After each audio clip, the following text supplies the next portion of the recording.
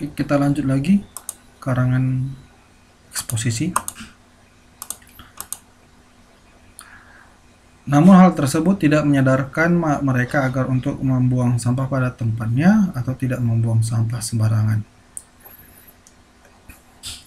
Bedanya di sini bukan sama argumentasi. Tadi kan kalau argumentasi nama juga berargumen ya. Kita berargumen tentang pendapatnya orang lain, tentang datanya orang lain. Kita bisa menyetujuinya atau menolaknya. Sedangkan sini dia hanya memperjelas pendapat dari penulis sebelumnya, gitu ya. Di sini sama-sama kita mengutip dari pengamat sebelumnya atau mengutip literatur. Bedanya di argumentasi itu kita bisa berargumen tentang pendapat itu, tentang pendapat dari penulis sebelumnya atau dari penulis lain. Sedangkan di eksposisi ini kita memperjelas ya.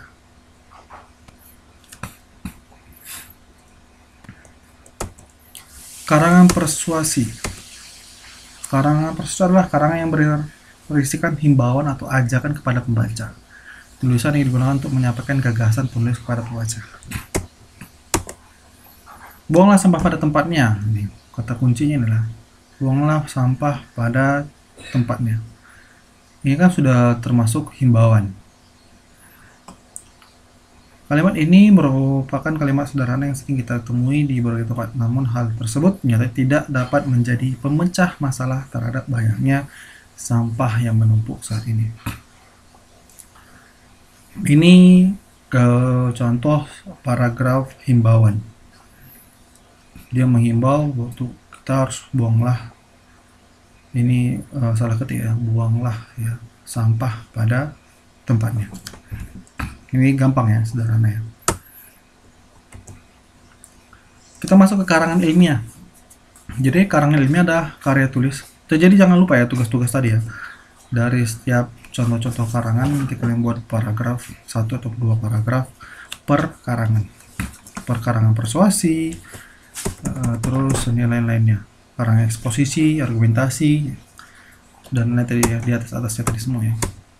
Nanti ditulis tangan, kirim ke email saya. Karangan ilmiah adalah karya tulis yang dibuat untuk memecahkan suatu permasalahan dengan landasan teori dan metode-metode ilmiah. Biasanya karya ilmiah berisikan data, fakta, dan solusi mengenai suatu masalah yang diangkat. Cirinya struktur sajian. Ada struktur sajian itu dari awal pendahuluan, pokok pembahasan, dan penutup, atau pendahuluan, inti masalah, dan penutup ya. Terus ciri keduanya itu komponen dan substansi, bervariasi sesuai dengan jenisnya. Jenis karangan ilmiah kan ada banyak ya, jadi setiap jenis karangan ilmiah itu beda komponen dan substansinya. Sikap penulis objektif ya, nggak boleh menggama, nggak boleh ragu-ragu, nggak boleh jadinya si baca setelah membaca penulisannya malah jadi gamang ya, jadi ragu gitu ya. Sikap penulis jadi harus objektif gitu ya. Penggunaan bahasa baku, nggak boleh bahasa yang pasaran lah istilahnya. Kejelasan artinya semua yang dikemukakan tidak samar-samar, ya objektif ya. Pengungkapan maksudnya tepat dan jernih. Kelogisan, keterangan yang dikemukakan harus masuk akal. Kelogisan, pembaca harus langsung pada hal pokok, lugas ya, dan terpercaya, pastinya terpercaya juga. Objektifan, semua keterangan benar-benar aktual pada apa adanya, tidak dikarang, tapi apa adanya, hasil dari penelitiannya yang dituliskan. Kesesamaan artinya berusaha untuk menghadiri diri dari kesalahan atau kehilafan betapapun kecilnya. Jadi detail ya, detail. Sistematis, semua yang dikemukakan disusun menurut urutan yang memperlihatkan kesinambungan. Tadi ada salah satu karangan tadi yang kita bahas tentang urutan waktu. Dinarasikan, diurutkan. Ketuntasan harus selesai, tidak boleh setengah-setengah. Segi masalah dikupas secara mendalam dan selengkap-lengkapnya, harus tuntas. Jadi pembaca juga membacanya tidak, loh kok sampai sini aja gitu ya, nggak ada pertanyaan di dalam hati, loh kok nggak selesaiin penelitian gitu, harus selesai. Jadi jenis-jenis karya ilmiah itu ada makalah, ada artikel, nanti kalian baca sendiri ya. Makalah itu seperti apa, artikel itu seperti apa. Kita bahas sedikit aja. Makalah merupakan karya ilmiah yang menyajikan sebuah masalah yang penyelesaiannya mengandalkan berbagai macam-macam data yang ada di lapangan. Ini tadi ya yang saya bilang masalah komponen dan substansi bervariasi sesuai dengan jenis-jenisnya. Jadi makalah itu substansinya beda, artikel substansinya di bawah itu beda-beda juga gitu ya.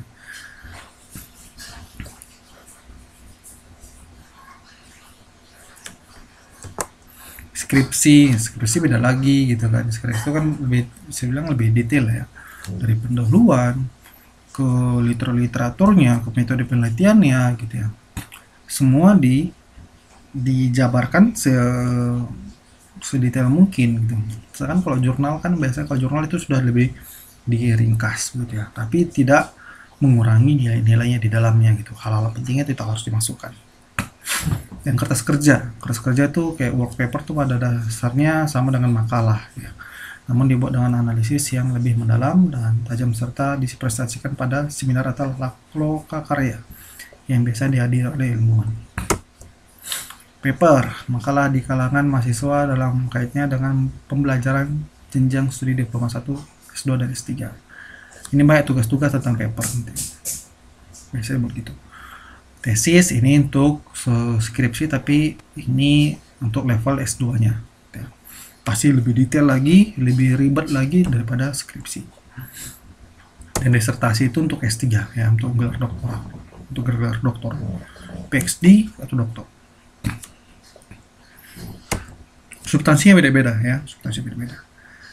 Karya non ilmiah itu tadi ilmiah, sekarang non ilmiah. Non ilmiah ini banyak yang baca ya tentang karangan non ilmiah ini, karangan yang menyajikan fakta pribadi tentang pengetahuan dan pengalaman dalam kehidupan sehari-hari, bersifat subjektif, tidak didukung fakta umum, dan biasa menggunakan gaya bahasa yang populer atau biasa digunakan, tidak terlalu formal. Itu seperti cirinya ditulis berdasarkan fakta pribadi ya. Fakta yang disimpulkan subjektif, gaya bahasa konotatif dan populer. Yang populer itu bahasa apa dipakai itu bisa campur-campur, ada bahasa Inggrisnya, ada bahasa Indonesianya, ada bahasa formalnya, ada bahasa tidak formalnya gitu. Tidak memuat hipotesis, tidak ada hipotesisnya karena bukan karangan ilmiah. Penyajian dibarengi dengan sejarah, bersifat imajinatif, situasi didramatisir gitu ya, bersifat persuasif dan tanpa dukungan bukti. Jadi ini namanya juga ilmiah, non ilmiah ya. Jadi tidak ada bukti yang otentik yang dibuat situ. Jenis-jenisnya non ilmiah itu seperti cerpen, cerita pendek, suatu bentuk naratif fiktif ya. Tidak fakta ya, karangan fiktif. Jadi bisa karangan suka-suka penulis lah, dia mau mengarang apa, cerita-cerita yang dramatisir, percintaan gitu ya.